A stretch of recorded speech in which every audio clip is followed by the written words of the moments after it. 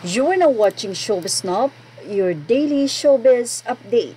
Muli ngang nanawagan ng mga netizen na di umano ay tawagan o isumpina ng MTRCB ang nasabi nga pong host ng EAT na si Joey De Leon. Ito'y matapos nga pong magsalita si Joey ng di umano ay napaka-sensitibong suggestion kung saan ay magbigay nga daw ng mga bagay na isinasabit sa leeg sa Gimme 5. Katulad na lamang na mga kwinta, something like that. Pero nang hindi nga nasagot ang ilang tanong, ay nagsuggest nga si Joey na lubid. Lubid daw ang inilalagay sa leeg. Kaya naman narito ang naging say ng mga netizen. Say ng mga netizen, hindi na nag-react si Vic, pero itong si at ang poet nyo, napaka-insensitive. Sa Lunes, I will expect you, Joey De Leon, na may nakasabit ng lubid sa leeg mo. I-accessorize mo yan. Ginawang joke sa program EAT ang mga sensitibong topic gaya ng suicide.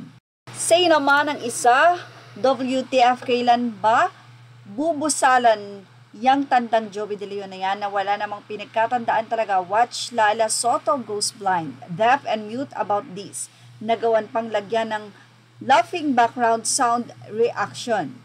Say naman ng isa, this is to complain Joey De Leon about these remarks on bagay na isinasabit sa leeg na ayon sa kanya, lubid ay nakalimutang sabihin. This is triggering remarks for those who are experiencing mental health.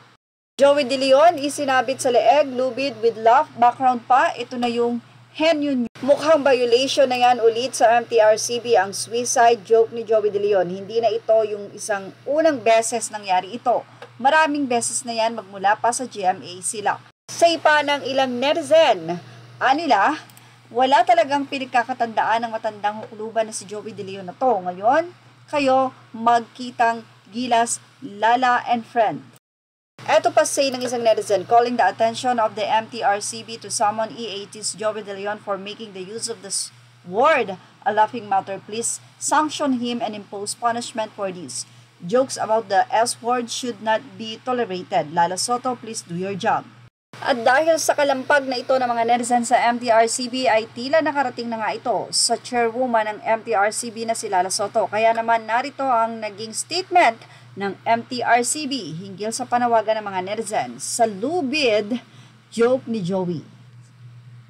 Mula sa naging statement ng Movie and Television Review and Classification Board or MTRCB nitong September 25, 2023, MTRCB to review complaints on EAT, taking cognizance of the complaints from the viewing public in relations to EAT Gimme 5 segment, aired last 23 of September 2023, the Movie and Television Review and Classification Board or MTRCB shall determine if the same are valid and presumably violative of Presidential Decree Number 1986 and or its implementing rules and regulations.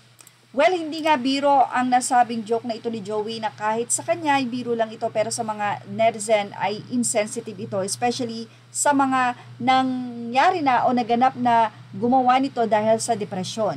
Mukhang masususpinde itong si Joey De Leon sa EAT. Yan ang abangan natin at yan ang ating Showbiz Snob update. Images are all credit to the rightful owners and thank you for watching Showbiz Snob.